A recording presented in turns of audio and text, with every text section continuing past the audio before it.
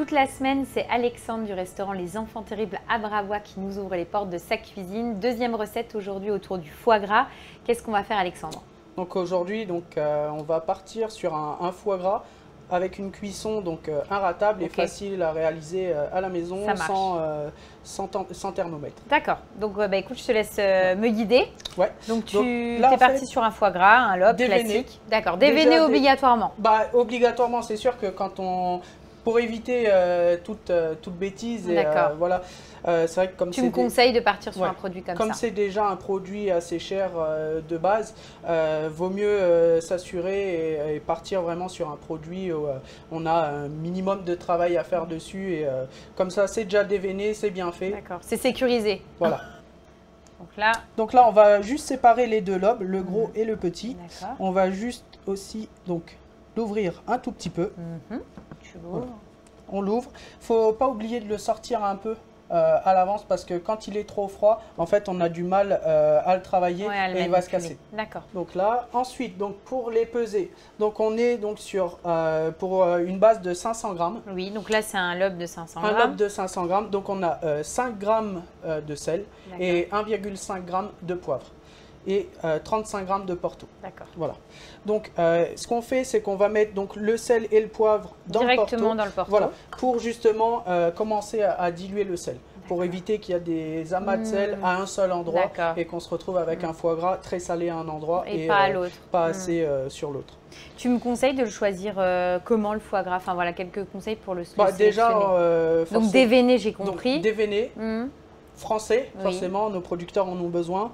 Il ne faut pas hésiter à prendre les foie gras qui sont emballés en torchon.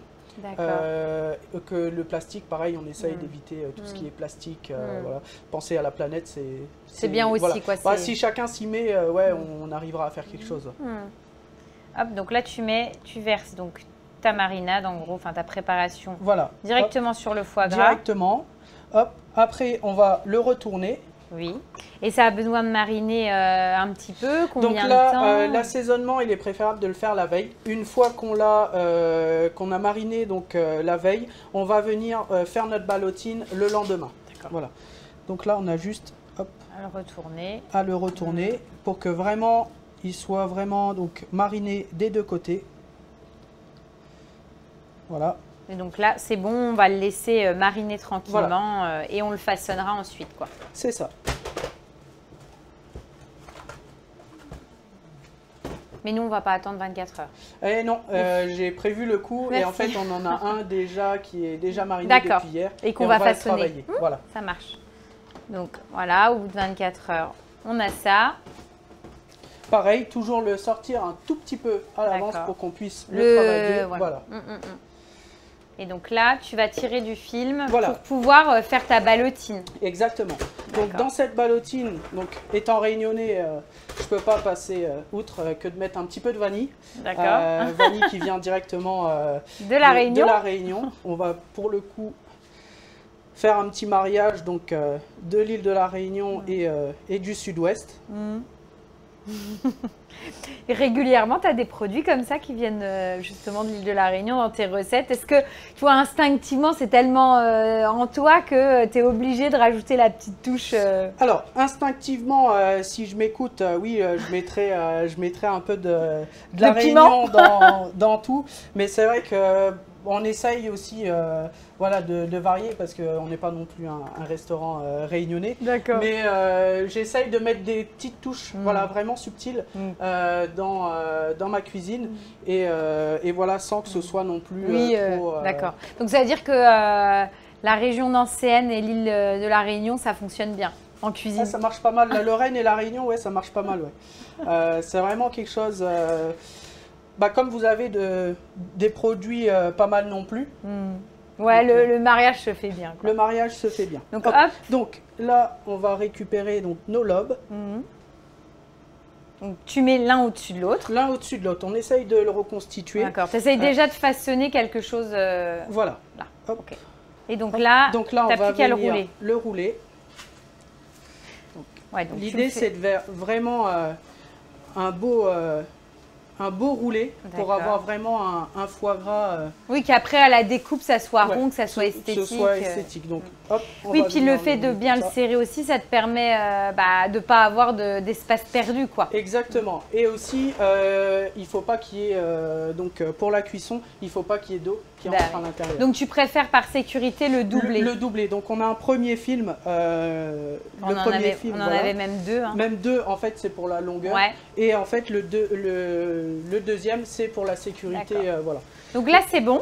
Là, on est bon. Et donc, on peut le cuire dans la foulée. Donc là, ce qu'on va faire, c'est que vous le mettez juste une heure au frais. D'accord, pour qu'il reprenne, un peu en fraîcheur. Parce que là, si on le cuit directement, en fait, il va perdre trop de gras. Oui. Voilà. Oui, comme il est un peu baissé en température et qu'on l'a manipulé. Voilà, exactement. Donc, on le remet au frais. Tu en as préparé un d'avance. Exactement. Et on va cuire l'autre version. Ça marche. Donc pour la cuisson, il nous faut donc une eau bouillante. Voilà, eau bouillante. Donc là, c'est parfait. Donc on va couper le feu. Oui.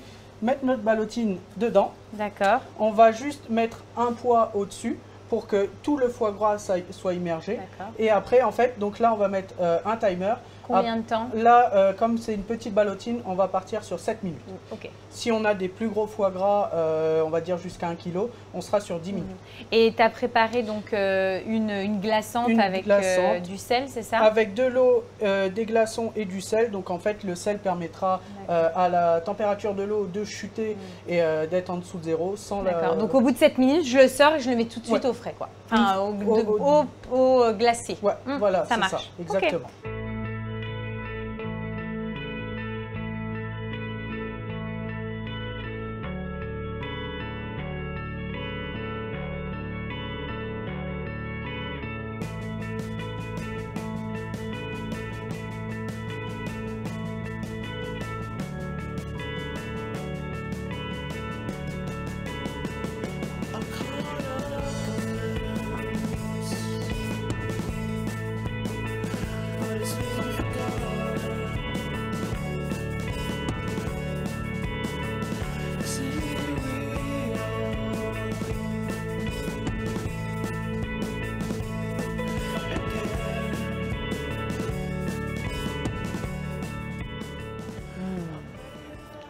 C'est excellent. On est déjà à Noël. Non, c'est très très bon.